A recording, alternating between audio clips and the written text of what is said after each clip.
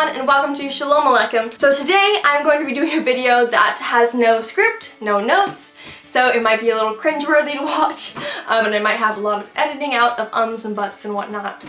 But we're gonna try it anyway. I wanted to talk about my experience with tics, and the reason I'm doing this is because I'm currently doing neurological health videos for the month of April, what am I talking about? May 15th and June 15th, because it's Tourette Syndrome Awareness Month. So about OCD and tics. First of all, I was going to make an informational video about OCD and its connection to tics, but I feel like we covered that really well in the Tourette Syndrome Awareness video that I did with a niece. Also, there wasn't much for me left to say. The biggest thing is that 50% of people who have OCD also have tics, and a lot of those people are people who got diagnosed with OCD or had OCD symptoms in childhood. So it's not uncommon at all for a person with OCD to also have tics. And also, people with Tourette syndrome often have comorbid OCD. So OCD and tics are very interconnected. Not even just tics, but even the most extreme form of tics, which is Tourette syndrome. I first noticed my tics around, I think, 2015. It was early 2015, I believe, maybe late 2014. Because I know it was shortly after I started my channel, because it was in my third recovery vlog that I talked about it. And after finding these big tics that were noticeable, I realized that I've been kind of twitchy for a long time. I'm not exactly sure when the twitchiness started, but I think they at least started when I was diagnosed with OCD, or possibly when I was put on Risperdal. Because I think it was the Risperdal, because I know that when I first started taking Risperdal, that was kind of when I started noticing my hand was twitching a lot. I didn't really know what it was at the time, but I didn't want to talk about it because my mom was also having trouble with twitchiness.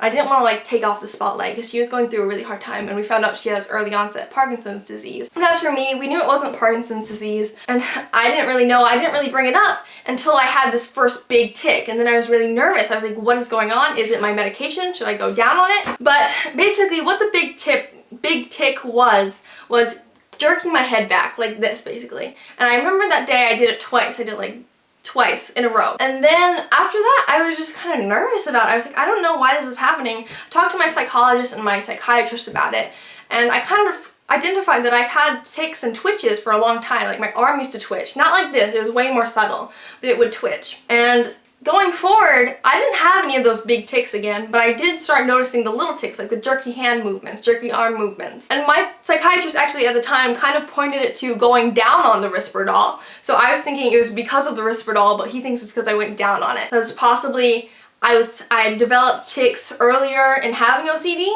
and being on the Risperdal, so they didn't come out, because Risperdal has been known to suppress tics. And when we came down on them, then the tics started coming out. I don't really know. However, I started having big tics again a few months ago. I believe it started around May or April, where I went to my psychiatrist, and we've been tapering down on the Risperdal more. This is my new psychiatrist. So the day after going down, and I don't remember the exact dosages, but my tics, for the next 2 days, my tics were way worse. I started having big tics again. It was a head jerking tic, of course, and then there was one where I would take my fist and kind of slam at my heart. I wouldn't hit my heart, and it wouldn't be hard, but it would just kind of, I wanted to go like this. And that was pretty scary, because I had heard of people with Tourette syndrome who bang on their heart really, really hard. I didn't want that to start happening, but that didn't happen. So for those 2 days, it was really hard. I had a lot of tics, but they were brought on by the same things that usually brought on my little twitches, which were either not eating enough, eating gluten or dairy, because I am gluten intolerant and possibly dairy intolerant, I don't know, but it upsets my stomach to eat dairy, so I don't eat a lot of it. And then not taking my medications, that's the biggest one. If I don't take my medications, then I'll get twitchy. I think that's really a symptom of withdrawals from the medication, because I'm on Effexor, and that one has withdrawals really fast. And then also it could be because I'm not taking the Risperdal.